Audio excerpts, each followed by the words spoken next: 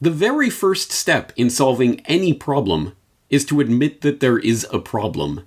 And usually, you wouldn't think that that's very difficult to do, but it is nonetheless a fact that in any time of great crisis or adversity, a trick that your own brain will pull on you in order to give you a false sense of security is to normalize the situation. There's no crisis, there's no emergency, everything will go back to normal in a few weeks, and we'll continue on with our lives as they were before. Do not normalize what is happening here. This is not normal.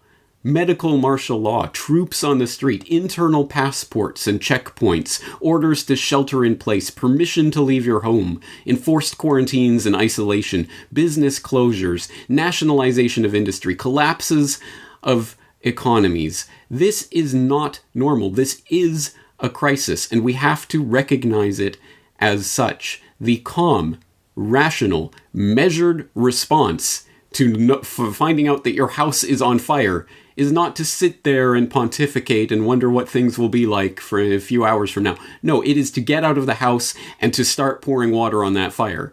You have to do something, but the very, very first step is to realize that there is a problem. So do not normalize, do not give in to the temptation to normalize the absolute craziness that is happening right now. Realize that this is the perfectly logical end result of decades of carefully laid infrastructure for the implementation of a medical martial law situation.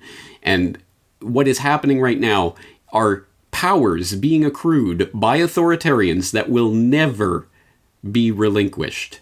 Once these powers are put in place and the precedent is there, even if the emergency is released and everything goes back to normal a few weeks from now, it will be a new normal in which any authoritarian at any time will be able to press the panic button to cause pandemonium in the public and to reclaim all of these emergency, temporary measures that are being claimed right now. This is a big deal, and we do need to be concerned about it. Now, the very first step, as I say, is to admit that there is a problem. The second step, once you understand that there is a problem, is to inform yourself about that problem, the history of that problem, where it came from, and what you can do about it.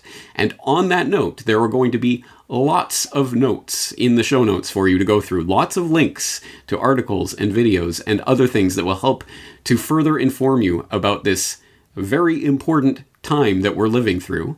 And as always, one of the greatest resources that we have is each other, which is why I wholeheartedly exhort the Corbett Report community to come together. Members, Corbett Report members, please leave your experiences, your thoughts, your observations, your links, your research in the comment section at corbettreport.com. We need to learn our way forward on this together. But it all starts from admitting that this is a crisis. There is an emergency situation happening right now. And the calm and rational and measured response to an emergency situation that is happening around you is to let others know there is a problem here. Do not normalize this. This is not normal. We are heading into medical martial law. On that note, I'm going to leave it here today, but obviously, no single podcast can encapsulate all of the crazy information that is pouring forth through the news feeds on an hourly, if not minutely basis at this point.